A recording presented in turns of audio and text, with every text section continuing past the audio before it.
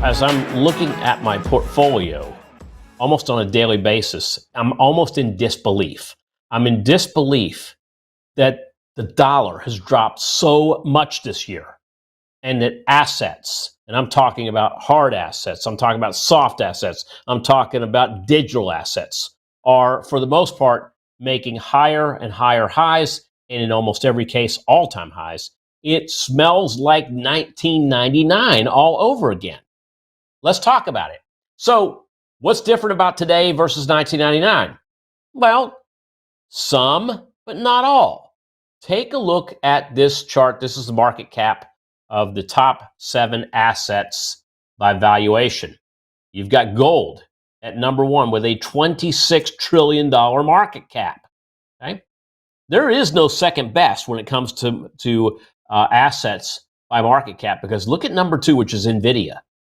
$4.5 trillion. Even with the price tag that we're seeing today, which is just shy of 190, you got a $4.5 trillion market cap. Then Microsoft, then Apple, Alphabet. Silver sits at number 6 with a $2.7 trillion market cap. And finally, we see Bitcoin in number 7. And then there's a bunch after that. But these are your top 7. Interesting that you've got 2 of these as hard assets. That would be number 1, number 6. 2, 3, 4, and 5 are soft assets, stocks. And then you got the digital asset down there at number 7, all right, in Bitcoin. So let's talk about extremities for a minute. S&P's up 40% since April 8th. April 8th was the 2-month inauguration pullback from January to April 8th. And then since then, we've been on an up run. And not only what happened in coming out of April and May and June, but even July, August, September, and now into October, it's been nearly a straight line up. Take a look at gold. If you take a look at gold, the price of gold and GLD have doubled in the last 2 years. So we haven't seen a move where we've seen the percentage rate increases like this since coming out of the 2008 financial crisis. Then you've got silver. SLV and silver up 62% since the April lows. This is the 6th most valuable asset by market cap. And again, so we know soft assets are going up. You know the S&P is going up. You know, gold, silver. What about Bitcoin? Bitcoin has really tailed along. And if you look at where we were just last week, we were at 113,000. And I was asking the question, is this the BTC bounce we're looking for? Coming off of, it was around 108 and change. And then, as we were looking at it, was a 113. The longer-term chart showed the pullback to 75,000. And yet still double bottoming here in August and September, and then coming out of September at 113. Where are we at now? Well, all-time highs. Hit 125,000 on a Saturday night. A little bit of a pullback, only to hit 126 just before I went live with this broadcast. And so where do we go from here? I want to show you some simple math on Bitcoin, and then I want to talk about my feelings on all of these hard, soft digital assets together. So looking at some simple math on Bitcoin, we're not doing seashells here. We're not looking at astrology.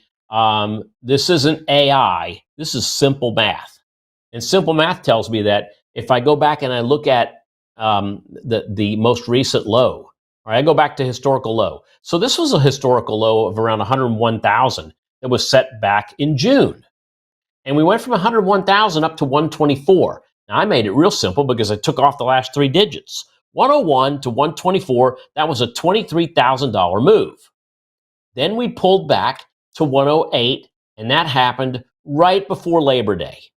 And that 108 jumped up, came back down again, almost double bottom, but now we sit at 126 and change.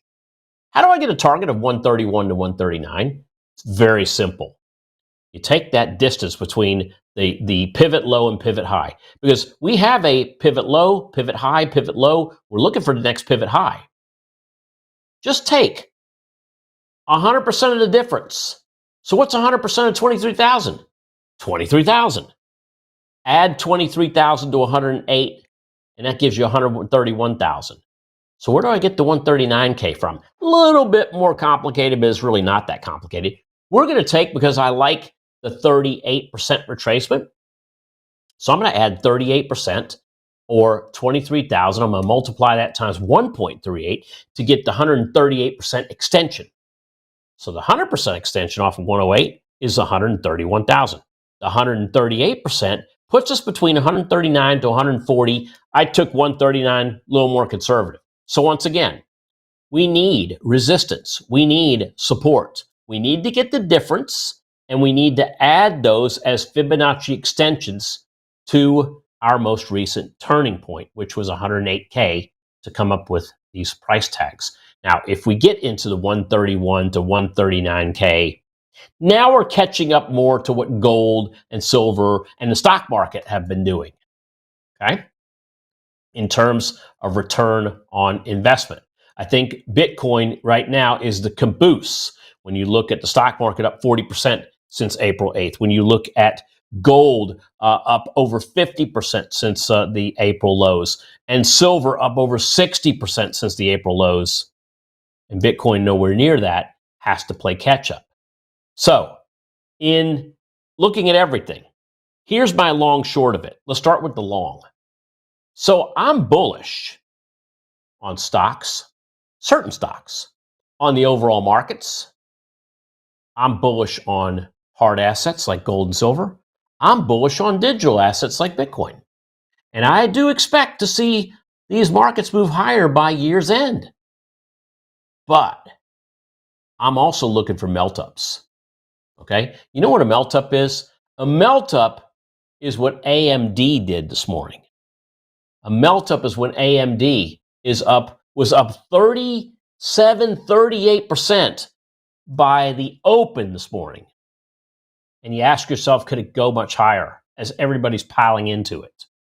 So I'm looking for melt-ups to occur. And if they do occur between now and December, I'm looking to trim my positions on any melt-ups. Trim my SPY positions. Trim any stock positions I have that just really accelerate in this last quarter. Trim Bitcoin positions as we're getting into the end of the bullish part of the halving cycle. Even if the halving cycle is no more, I want to trim anyway. And I've not trimmed Bitcoin positions yet. So that's what I'm looking at when I talk about looking at the long view, and I'm talking about long-term assets themselves. What about option traders? So option traders, volatility's creeped up in the last month, which is normal, and it's good because it means that there's possibly more upside to be had. But options on assets themselves are going to be higher priced because of this. So I want to be able to spread my options risk as much as possible.